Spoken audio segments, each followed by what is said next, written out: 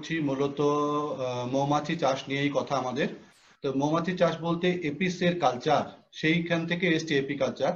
তাহলে এপিকালচার বলতে কি বুঝি? যে কৃত্রিম পদ্ধতিতে মৌমাছি লালন পালন পূর্বক মৌচাক থেকে মধু ও মোম আহরণ করা হয় এবং অর্থনৈতিকভাবে লাভবান হওয়া যায়, সেই পদ্ধতিটাকে বলা হচ্ছে এপিকালচার।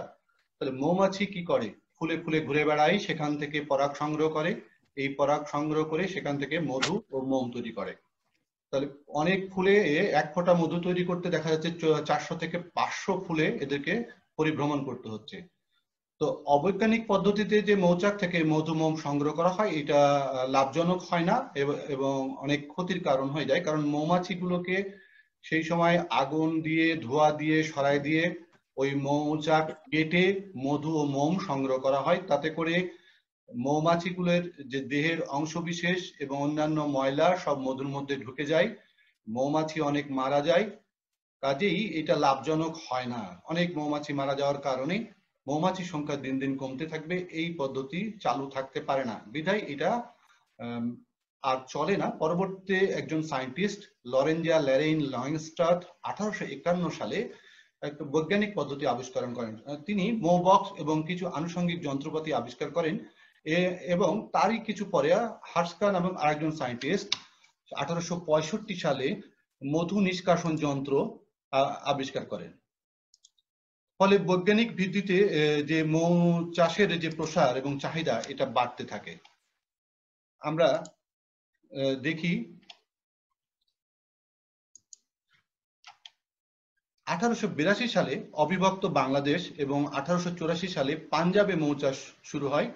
স্বাধীনতার পর বাংলাদেশের এই অঞ্চলে বিআরডিএ, তারপর বিসিক, বাড়ি, প্রশিকা, এই যে এনজিও আছে, এরা উদ্যোগী হয় এই মৌ চাষের উপরে। কিন্তু স্বাধীনতার পরপর তো এই অনেক সংকট থাকার কারণে এই প্রচেষ্টাটা সফল হয়নি। আরো যেটা কারণ মনে করা হয় যে গবেষণায় দেখা যাচ্ছে যে প্রযুক্তি হতে হয় টেকসই এবং প্রশিক্ষণ হতে হয় সফল, এবং এইটার যদি প্রসার না ঘটানো যায় এবং সম্প্রসারণ না করা যায় তাহলে পূর্ণাঙ্গ বাস্তবায়ন সম্ভব হয় না। এই লক্ষ্যে 1981 সালে বাংলাদেশ মৌমাছি পালন ইনস্টিটিউট প্রতিষ্ঠিত হয়, বিআইএ যেটাকে আমরা বলি, সেটা প্রতিষ্ঠিত হয় এবং বৈজ্ঞানিক পদ্ধতিতে মৌমাছির যে চাষ সেই প্রক্রিয়াটা শুরু হয়। বৈজ্ঞানিক পদ্ধতিতে মৌ চাষের সুবিধা কি? মৌচাষীদেরকে প্রশিক্ষণ দেওয়া হয়, মধুর গুণাগুণ সম্পর্কে বলা হয়, বিশুদ্ধতা কিভাবে রক্ষা করা যায় সেটা বলা হয়, মধুর বাজারজাত কিভাবে করা যায় সেটা বলা হয়, এবং তাদেরকে বৈজ্ঞানিক পদ্ধতিতে চাষ করার যে সুবিধা সেটা তুলে ধরা হয় এবং বলা হয় আর কি যে কিভাবে লাভবান হবে তারা। এবং তাদেরকে প্রশিক্ষণের পর তাদেরকে এই বাক্স, মৌমাছি চাষের যে বাক্স, সেই বাক্স, তারপর আনুষঙ্গিক যন্ত্রপাতি, এগুলোও দিয়ে দেওয়া হয়। কাজেই এই প্রচেষ্টাটা সফল হয়। তো আমাদের ছাত্রছাত্রী আরো আসছে, জয়েন করছে, যার কারণে একটু হচ্ছে, সমস্যা হচ্ছে ক্লাসে। তারপরেও আমরা চালাই যাচ্ছি। তাহলে প্রথমে আসি আমরা মধু এবং মোম বলতে কি বুঝি। মধু হচ্ছে মৌমাছি ফুলের রস সংগ্রহ করে ফুলে ফুলে ঘুরে, এবং সেই রসটা থেকেই মৌমাছির লালার সঙ্গে এটার মিশ্রণ ঘটে। লালার মধ্যে থাকে বিভিন্ন রকম উৎসেচক, জীবাণুনাশক, বিভিন্ন ধরনের পদার্থ, এগুলো মিশ্রিত হয়ে তৈরি হয় মধু। এই মধুগুলো মধু প্রকোষ্ঠে এরা জমা রাখে এবং মধু প্রকোষ্ঠগুলো আমরা জানি যে মধু প্রকোষ্ঠ রয়েছে, মধু প্রকোষ্ঠ হচ্ছে পাকস্থলীরই একটা অংশ। এইখানেই মৌমাছি তার মধুগুলো উদ্গীরণ করে বা প্রকোষ্ঠের মধ্যে বমি করেই বলা হয় যে জমা রাখে। আর মোমটা কি? কর্মী মৌমাছিদের উদরের শেষ ভাগে যে 4টা খণ্ড রয়েছে, উদরের শেষ 4 খণ্ড, সেই খণ্ডের মধ্যে এই মোম গ্রন্থিগুলো রয়েছে। এই মোম গ্রন্থি থেকে নিঃসৃত হয় এই মোম। এই মোমের সাথে মুখের লালা মিশ্রণ হয়ে এরা এই মোমকে কাজে লাগাতে পারে। ওদের যে তৈরি, ওদের যে কুঠুরিগুলো, ষড়ভুজাকার যে কুঠুরি, এই কুঠুরিগুলো তৈরি করতে পারে এবং মৌচাক তৈরিতে এটা কাজে লাগে। তাহলে মোমের রং বিভিন্ন হয়ে থাকে, সাদা, হলুদ, গোলাপি, ধূসর, এই ধরনের কালার সাধারণত হয়ে থাকে। তাহলে আমরা মধু সম্পর্কে জানলাম, মোম সম্পর্কে জানলাম। তো এই যে মধুর কি উপাদান, এই উপাদানটা এবার একটু জানবো, কারণ এটা পরীক্ষার সময় আসে। এতে থাকে 15 থেকে 20% পানি, শর্করা থাকে 75 থেকে 80 ভাগ, এর মধ্যে লেবুলোজ 40 থেকে 50 ভাগ, ডেক্সট্রোজ 32 থেকে 37 ভাগ, আমিষ থাকে 0.3% এবং অন্যান্য পদার্থ থাকে 5%। তাহলে খনিজ পদার্থ, জৈব অ্যাসিড, ভিটামিন, উৎসেচক, রঞ্জক, পরাগরেণু, এই ধরনের পদার্থগুলোর সমন্বয়ে এই মধু গঠিত। তাহলে আমরা মধু কি, মধুর উপাদান জানলাম। এটা 4 নম্বরের একটা প্রশ্ন হয়ে থাকে জাতীয় বিশ্ববিদ্যালয়ের যে প্রশ্ন, তার মধ্যে আমরা দেখতে পাই যে মধু কি, মধুর উপাদান গুলো লিখো। তাহলে আমরা এটা একটু মনে রাখার চেষ্টা করব। এরপরে আসছি যে আরো কিছু কিছু টার্ম আছে, যেমন রাজকীয় জেলিটা কি, মৌরুটি কি, মৌবিষ কি, এগুলো আমরা একটু জেনে নিব। যে কর্মী মৌমাছি যেটা আছে, তার ফ্যারিংস বা গলবিল এবং ম্যাক্সিলারি গ্রন্থি, এগুলোর থেকে নিঃসৃত হয় এক ধরনের প্রোটিন সমৃদ্ধ জেলির ন্যায় খাদ্য, যেটাকে বলি রাজকীয় জেলি। এটা সাধারণত কর্মী মৌমাছিগুলো তাদের অল্প বয়সে 2 থেকে 3 সপ্তাহের মধ্যে যখন বয়স থাকে, তখন এই ধরনের জেলিগুলো নিঃসৃত করে বা তৈরি করে। এতে আমিষ থাকে, শর্করা থাকে, চর্বি, খনিজ পদার্থ, বিভিন্ন ভিটামিন থাকে। এই জেলি বেশি পরিমাণ যদি খাওয়ানো যায়, তাহলে মৌচাকের মধ্যে রানী সৃষ্টি হয়, বা কম, রানীর জন্য বেশি বরাদ্দ থাকে, কর্মীর জন্য কম, পুরুষের জন্য একটু বেশি। আর মৌরুটি কি, তাহলে কর্মী মৌমাছিরা যখন মধু আহরণের জন্য, মানে ফুল থেকে তার মৌরস আহরণ করে আর পরাগরেণু মিশ্রিত করে এক প্রকার রুটির মতো খাদ্য তৈরি করে, মানে খামির করা, যেমন আটা খামির করে, এই আটাকে খামির করার মতো করে এরা তৈরি করে এই মৌরুটি। এইটাও মৌমাছিদেরকে খাওয়ানো হয়। সব মৌমাছিকে এই রুটি খাদ্য হিসেবে দেওয়া হয়। প্রাথমিক অবস্থায় এই রাজকীয় জেলি দেয়, এরপরেই তাদেরকে একটু শক্ত খাবার দেয় না আমরা, একটু বড় হলেই, ঠিক ওই রকম যে প্রাথমিক অবস্থায় এদেরকে রাজকীয় জেলি দেওয়া হয়, পরবর্তীতে এই মৌরুটি দেওয়া হয়। এই মৌরুটি আবার ক্যান্সার তৈরির ওষুধ হিসেবেও ব্যবহৃত হয়ে থাকে। মৌবিষ কি, রানী মৌমাছি আর কর্মী মৌমাছিদের এই মৌবিষ থাকে, মানে এদের হুল থাকে। তাহলে উদরের শেষ খণ্ডে হুল সহ বেশ গ্রন্থি থাকে, যাতে বিষ থাকে। এই বিষটা অম্লীয়, ক্ষারীয়, এরকম যন্ত্রণাদায়ক একটা পদার্থ, সেটাই হচ্ছে মৌবিষ। এর কারণে প্রাণী অসুস্থ হয়ে যেতে পারে, মারাও যেতে পারে। খুব বেশি পরিমাণে এই বিষ শরীরে গেলে প্রাণী মারাও যেতে পারে। এই বিষ আবার অনেক ধরনের ওষুধ তৈরিতে ব্যবহৃত হয়ে থাকে। তাহলে আমরা কয়েকটা টার্ম জেনে নিলাম, মধু কি, মোম কি, রাজকীয় জেলি, মৌরুটি, মৌবিষ। এইবার আমরা আসছি যে এপিকালচার বলতে, এপিকালচারের মধ্যে যে মৌমাছি আছে অ্যাপিস, এই অ্যাপিসের ক্লাসিফিকেশন কি। তাহলে ফাইলাম হচ্ছে আর্থ্রোপোডা, ক্লাস ইনসেক্টা, অর্ডার হচ্ছে হাইমেনেপটেরা, এবং ফ্যামিলি হচ্ছে অ্যাপিডি, জেনাস অ্যাপিস। তাহলে এই হচ্ছে মৌমাছির বা অ্যাপিসের ক্লাসিফিকেশন। ক্লাসিফিকেশনটা আমরা দেখে রাখি, কখনো যদি কোশ্চিন আসে যে অ্যাপিসের ক্লাসিফিকেশনটা চাওয়া হচ্ছে, তখন আমরা যেন বলতে পারি। তাহলে মৌমাছির প্রজাতি কয়টা আমরা দেখি, প্রজাতিগুলো কি কি আছে। মৌমাছির আমরা দেখতে পাই অ্যাপিস গণভুক্ত 6টি প্রজাতি আছে, এবং আরো আছে ট্রাইগোনা এবং মিলিপোরাগনের একটি করে প্রজাতি। তাহলে অ্যাপিস ইন্ডিকা, প্রথমেই আসি অ্যাপিস ইন্ডিকা। এটা ভারতীয় মৌমাছি, আকারে মাঝারি, এটা 2 সেন্টিমিটারের বেশি সাধারণত হয় না, এবং এই মৌমাছিগুলোই পূর্বে বাংলাদেশে ব্যাপক চাষ হতো, এখনো চাষ হয়। এরা পাশাপাশি 30 সেন্টিমিটার লম্বা কয়েকটি চাক তৈরি করে, 7 থেকে 8টা বা এরকম, বা এর কম বেশি, অল্প কিছু কম বেশি হতে পারে। অনেকগুলো চাক 30 সেন্টিমিটারের পাশাপাশি করে থাকে। প্রতিটা চাক থেকে দেখা যায় 3 থেকে 6 কেজি মধু উৎপন্ন হয়ে থাকে। তো এটার আবার দুটো জাত আছে, একটা সমতল জাত, একটা হচ্ছে পাহাড়ি জাত। তার মানে সমতল এলাকায় গাছের ফাটলে, ঘরের কোণে, দেয়ালের ফাটলে, নির্জন পরিবেশে এরা চাক বাঁধে। সাধারণত এই মৌমাছি অ্যাপিস ইন্ডিকা, যেটা এই ভারতীয় মৌমাছি, এইটা কোনো অন্ধকার জায়গা তার চাক বাঁধার জন্য পছন্দ করে। সাধারণত দেখা যায় যে গাছের মধ্যে যদি কোনো ফোটা অংশ থাকে, কোঠর যেটাকে বলি, কিংবা দেখা যায় যে কোনো ভেন্টিলেটর আছে কোনো বিল্ডিং এর, বা একটু অন্ধকার মতো জায়গা রয়েছে, সেই জায়গাগুলোতে এরা সাধারণত চাকটা বাঁধে। তাহলে এরা একটু শান্ত প্রকৃতির হয়, এবং এদেরকে পাওয়াও যায় কাছাকাছি সব জায়গায়। এদেরকে পাহাড়ি জাতটা আছে, এটা একই রকমই, কিন্তু এদের গাটা একটু ডার্কার হয়, একটু বেশি কালো রকমের হয়ে থাকে। এরাও পাহাড়ের গুহায় বা বনে জঙ্গলে একটু অন্ধকারাচ্ছন্ন জায়গায় এরা সাধারণত বাস করে থাকে। একটু বড় হয় সমতল জাতের চাইতে, এবং এদের মধুর উৎপাদনও একটু বেশি হয়। এরাও শান্ত প্রকৃতির। তাহলে অ্যাপিস ইন্ডিকা একটা গণ আমি দেখলাম, অ্যাপিস গণের একটা হচ্ছে অ্যাপিস ইন্ডিকা। এবার আসছি আমরা পরের অ্যাপিস অ্যাপিস আমরা ডরসাটা দেখবো সম্ভবত, হ্যাঁ অ্যাপিস ডরসাটা। তাহলে এটা পাহাড়ি মৌমাছি, এটা একটু হিংস্র প্রজাতির, একটু বড় এবং দৈত্য প্রকৃতির মৌমাছি বলা হয়। এদেরকে পোষ বানানো যায় না, এদের চাষ করা যায় না। এদের দেহে গায়ের রংটা সাধারণত নীল এবং উপরে হলুদ একটা ভাব থাকে। পাহাড়ের গুহায় উঁচু গাছের ডালে কার্নিশে একটা মাত্র চাক তৈরি করে এরা, এবং এই চাকটা খুব বড়। বলা হচ্ছে চাকের দৈর্ঘ্য 1.5 মিটার মতো, প্রস্থ 1 মিটার মতো। এখান থেকে মধুও অনেক বেশি উৎপাদন হয়। এরা 15 থেকে 37 কেজি মধু বছরে এদের এখান থেকে পাওয়া যায়। এদের হুলও খুব বিষাক্ত। কাজে এরা হিংস্র প্রজাতির বলা হচ্ছে মৌমাছি। এদের চাষ করা যায় না, এদের সংগ্রহ, এদের কাছ থেকে মধু সংগ্রহ করা হয়। এটা সাধারণত বড় জঙ্গল, যেমন আমাদের সুন্দরবন এলাকায় এই ধরনের মৌমাছিগুলো পাই আমরা এখান থেকে অনেক মধু আমরা সংগ্রহ করতে পারি। অ্যাপিস ফ্লোরিয়া বা খুদে মৌমাছি, এটা খুব ছোট্ট মৌমাছি, 2 থেকে 5 মিলিমিটার। এরা সমতল জায়গায় গাছের ডালে, গাছের ফোকরে একটি মাত্র চাক তৈরি করে। চাকটা লম্বায় 10 থেকে 15 সেন্টিমিটার হয়। এরা যাযাবর প্রকৃতির, মানে কোনো এক জায়গায় তাদের এরা থাকে না, এদের পছন্দ হয় না, কিছুদিন পর পর এরা জায়গা বদল করে।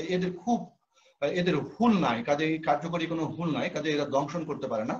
কিন্তু এরা চাষ করা খুব লাভজনক হয় না, এই কারণে লাভজনক। এরপর আসছি অ্যাপিস মিলিফেরা। অ্যাপিস মিলিফেরা এটা ইউরোপিয়ান মৌমাছি, বর্তমানে বাংলাদেশে ব্যাপক চাষ হচ্ছে, এবং অ্যাপিস ইন্ডিকার মতো এরা লালচে হলুদ বর্ণের, এবং ঘরের আনাচে কানাচে নিচু বৃক্ষে এরা চাক তৈরি করে, এবং এটা ব্যাপক চাষ হচ্ছে এবং সহজে পোষ বানানো যায়। এবং এরা 30 থেকে 50 কেজি মধু এক বছরে এদের কাছ থেকে পাওয়া যায়। তাহলে অ্যাপিস মিলিফেরাটাই চাষযোগ্য মৌমাছি এখন আমাদের দেশেও হয়, এবং গোটা পৃথিবীতেই এটা চাষ হচ্ছে, কারণ এখান থেকে অধিক পরিমাণে মধু পাওয়া যাচ্ছে। তাহলে অ্যাপিস মিলিফেরার পর আর একটা আমরা মৌমাছির কথা জানি, যে অ্যাপিস সিরেনা যেটাকে বলা হয়। অ্যাপিস অ্যাডামসনি আগে দেখে নিই।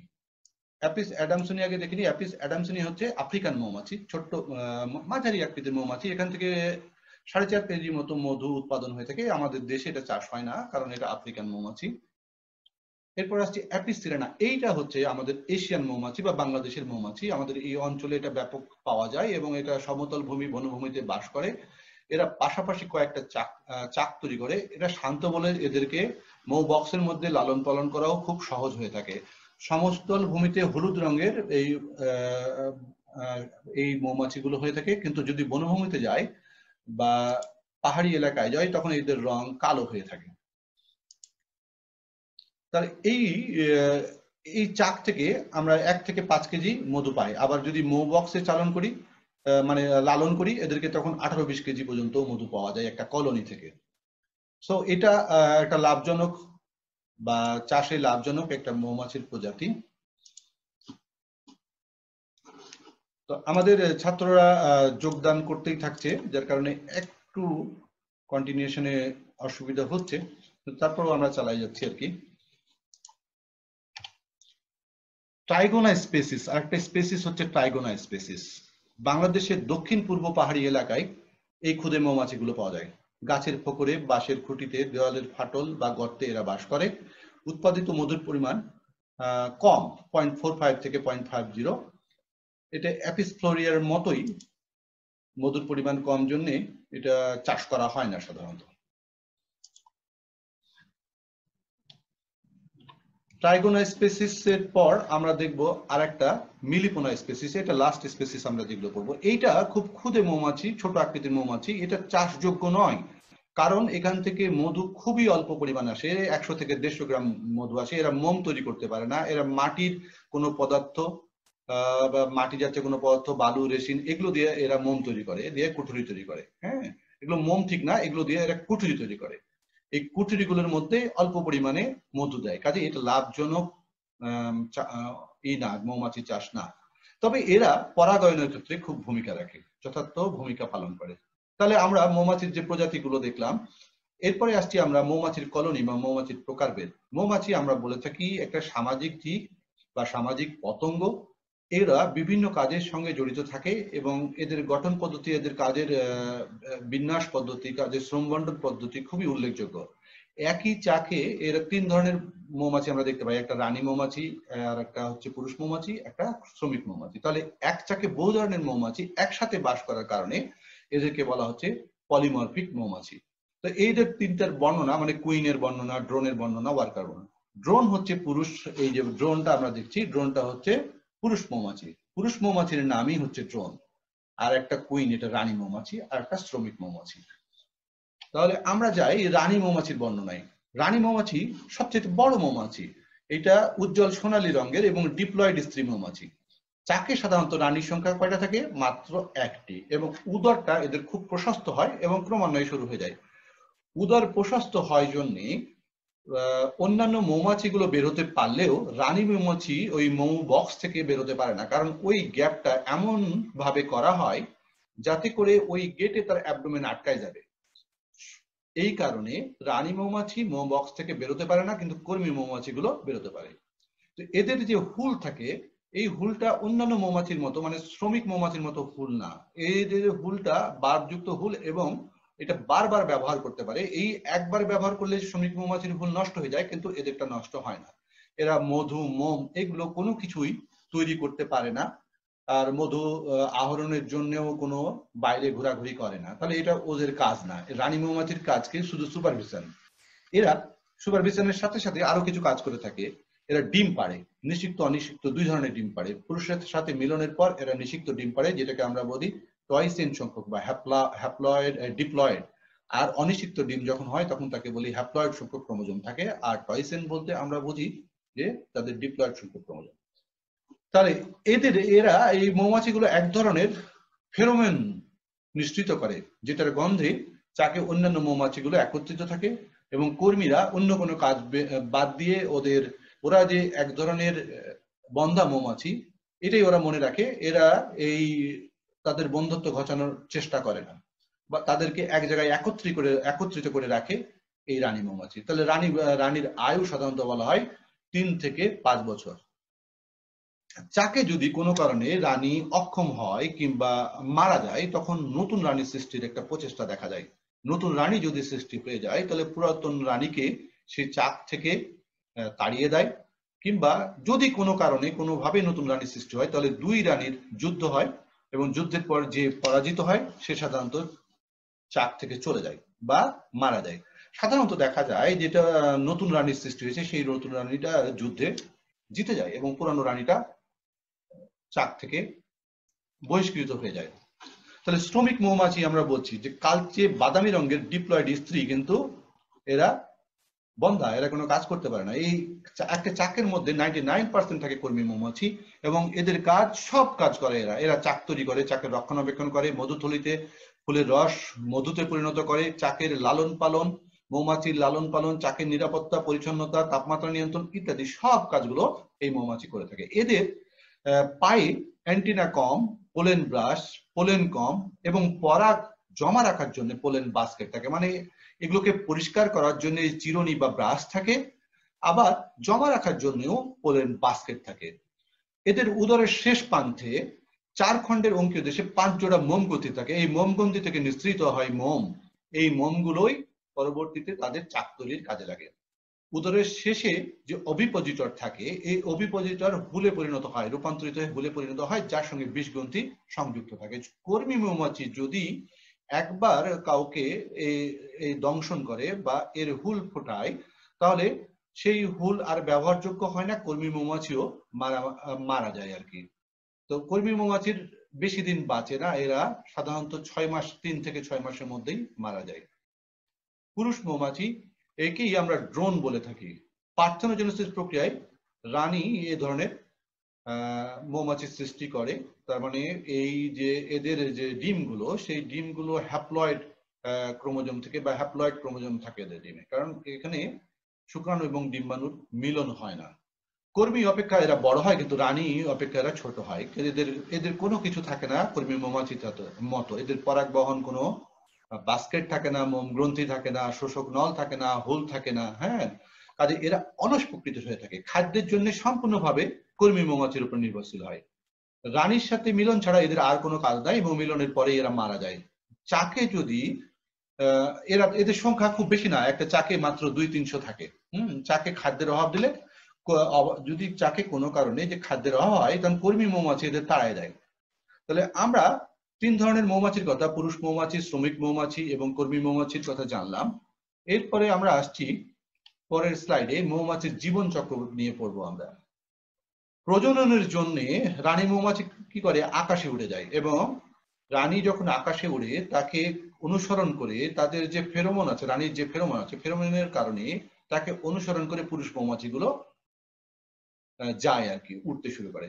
তাহলে প্রজননের জন্য রানী মৌমাছি আকাশে উড়ে যায়, রানী মৌমাছিকে কেন্দ্র করে পুরুষ মৌমাছিগুলো তাকে অনুসরণ করে।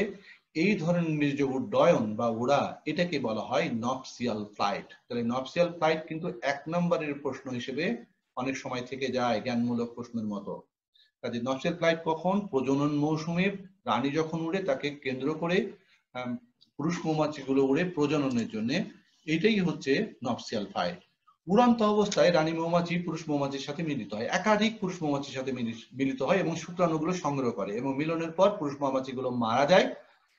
যেই পুরুষ মৌমাছি মারা যায়, তারা যদি কোনো কারণে ফিরে আসে মৌচাকে, তখন তাদেরকে কর্মী মৌমাছিগুলো বের করে দেয়।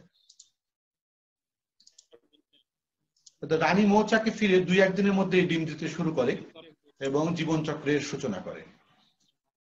রানী মৌমাছি প্রতিদিন 300 থেকে 1500 ডিম পাড়ে, এবং যার মধ্যে কিছু অনিষিক্ত থাকে, এবং এই অনিষিক্ত ডিমগুলোতেই থেকে পুরুষ মৌমাছির সৃষ্টি হয়।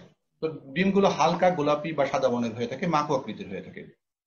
এইখান থেকেই পরবর্তীতে শুককীট বা লার্ভার সৃষ্টি হয়। 3-4 দিন পর ডিম ফুটে লার্ভা বের হয়। এই লার্ভার কোনো চোখ, পা বা ডানা থাকে না, দেখতে মুড়ির মতো মনে হয়, এগুলোকে গ্র্যাব বলা হয়।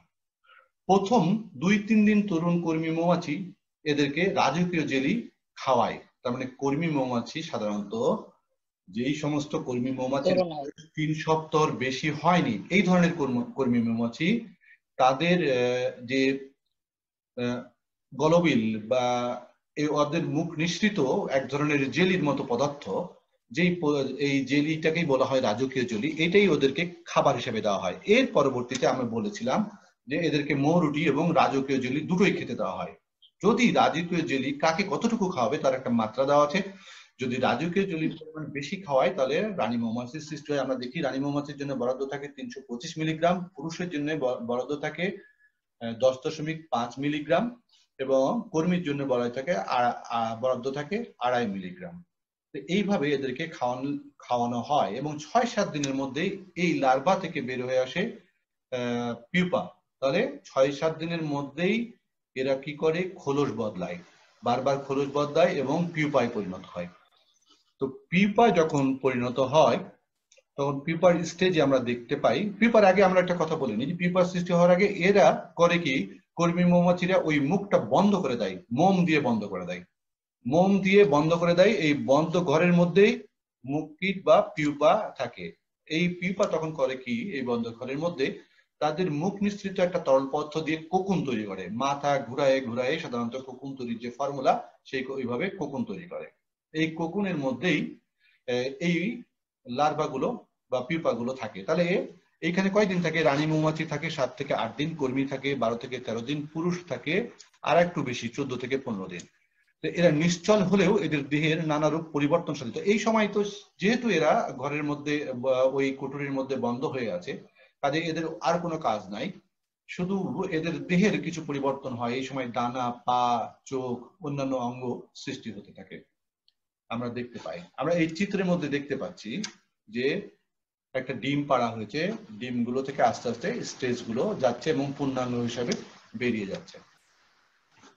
তাহলে কোকুনের আবরণীর মধ্যেই পিউপা পরবর্তীতে পূর্ণাঙ্গ মৌমাছিতে পরিণত হচ্ছে, এবং পূর্ণাঙ্গ যখন হয়ে যায় তখন ওরা করে কি, ওদের ম্যান্ডিবলের সাহায্যে এই প্রকোষ্ঠের উপরের অংশের যে আবরণী, এগুলোকে কেটে ফেলে এটা ওখান থেকে বেরিয়ে যায়। এই অবস্থায় পৌঁছাতে এদের মোটামুটি 20 দিনের মতো সময় লাগে।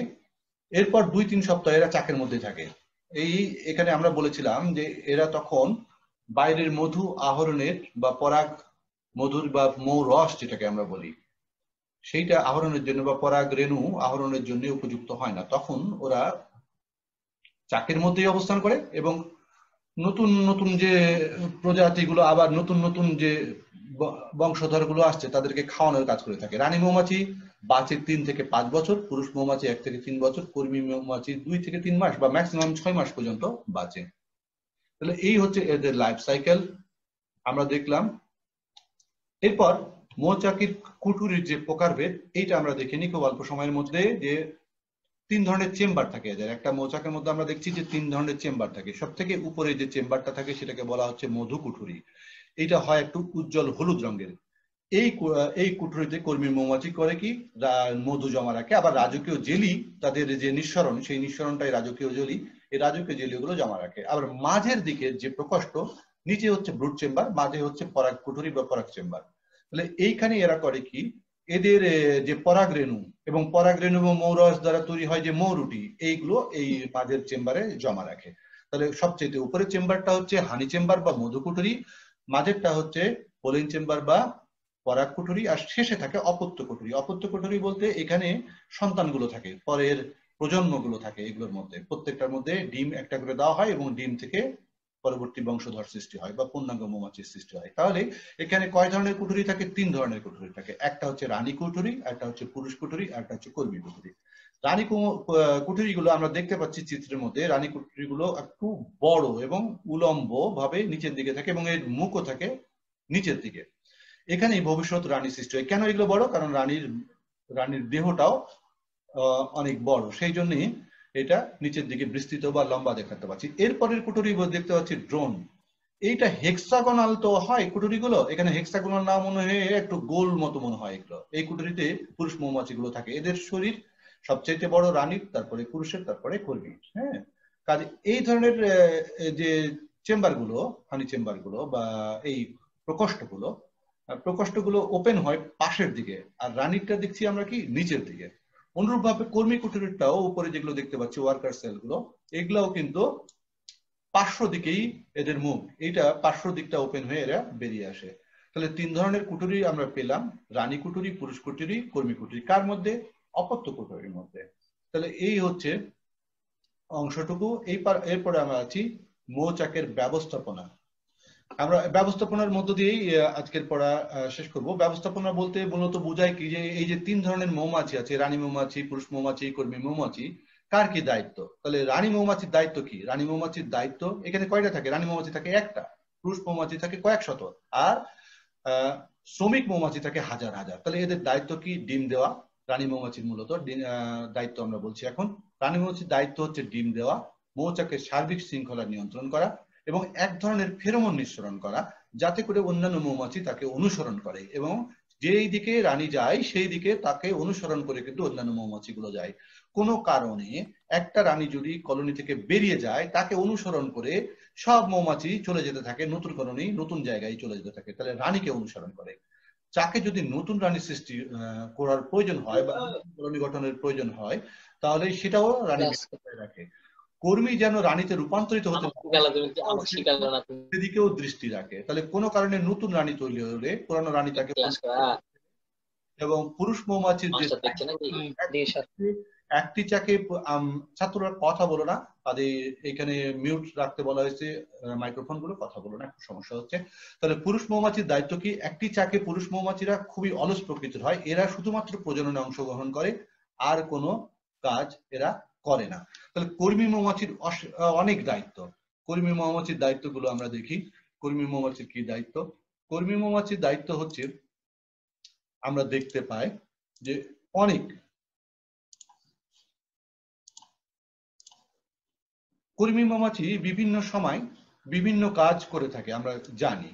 তাহলে এরা প্রথম 2-3 সপ্তাহ এরা মৌচাকে অবস্থান করে এবং অপত্য বংশধর বা নতুন প্রজন্মের যে মেম্বার গুলো আসে তাদেরকে খাওয়ানোর কাজটা করে থাকে, এবং এরপর যখন এদের চোয়াল গ্রন্থি শক্ত হয়, মোম গ্রন্থি কর্মক্ষম হয়, তখন এরা বাইরে বেরিয়ে যায় এবং কাজকর্মগুলো ভাগাভাগি করে সম্পন্ন করে। 3 সপ্তাহের পর এদের চোয়াল গ্রন্থি এবং মোম গ্রন্থি কাজ হ্রাস পায়, ফলে তারা চাকের বাইরে গিয়ে পরাগ এবং মধু আহরণ করে। আমরা যেটা বললাম যে প্রথম 2 থেকে 3 সপ্তাহ এদের মোম গ্রন্থি এবং চোয়াল গ্রন্থি খুব অ্যাক্টিভ থাকে, তখন এরা চাকের কাজ করে, এবং এর পরে এরা করে কি, চাক থেকে বেরিয়ে যায় এবং চাকের বাইরের যে কাজগুলো সেই কাজগুলো সাধারণত এরা করে থাকে। এদের দেখো কর্মী মৌমাছির অনেক কাজে আমি বলেছিলাম, তার মধ্যে একটা দেখতে পাচ্ছি যে আবর্জনা পরিষ্কার করে। চাকের মধ্যে যদি কোনো ময়লা আবর্জনা আসে বা মৃত লার্ভা আসে, তাহলে এগুলো এরা পরিষ্কার করে, চাক তৈরি করে, মেরামত করে। হ্যাঁ, চাকের মোম, রেজিন বা অন্যান্য পদার্থ সাহায্যে এগুলোকে মেরামত করে বা তৈরি করে। বাবুর্চি এরা পরাগরেণু মৌরস দিয়ে মৌরুটি তৈরি করে এবং চাকের মোম তৈরি করে, চাকের তাপমাত্রা নিয়ন্ত্রণ করে। তাই এদেরকে বাবুর্চি বলা হচ্ছে। এদেরকে সেবিকা বলা হচ্ছে, কারণ অপত্য বা বংশধর তাদের লালন পালন করছে, লার্ভাদের জন্য নির্দিষ্ট কিছু খাবার রাজকীয় জলি খাওয়াচ্ছে বা বরাদ্দ করছে। সৈনিক, চাকের প্রহরী, চাকের নিরাপত্তা বিধানে এরা সচেষ্ট থাকে। চাক থেকে বের হয়ে প্রকৃতিতে ছড়িয়ে পড়ে এবং পরাগ ও মৌরসের অবস্থানজনিত খোঁজ খবর নিয়ে চাকে ফিরে আসে এবং অন্যান্য কর্মীদেরকে সেটা জানিয়ে দেয়। কাজে গুপ্তচরের একটা কাজ, কারণ এরা যে কোথায় খাবার আছে সেগুলো সন্ধান নিয়ে এসে জানায়। মধুকর বলা হচ্ছে ফুলে ফুলে ঘুরে এবং সেখান থেকে মৌরস সংগ্রহ করে নিয়ে এসে চাকে জমা রাখে এবং মধু সৃষ্টি করে। ডিম দেওয়া কর্মীরা, রানী যদি কোনো কারণে মারা যায় তখন কর্মী মৌমাছিগুলো অ্যাক্টিভ হয় এবং ডিম দিতে থাকে, কিন্তু এরা কখনো রানীর সৃষ্টি করতে পারে না। এদের থেকে যে ডিম হয় এগুলো অনিষিক্ত ডিম, কাজেই এরা শুধুমাত্র পুরুষ মৌমাছি সৃষ্টি করতে পারবে।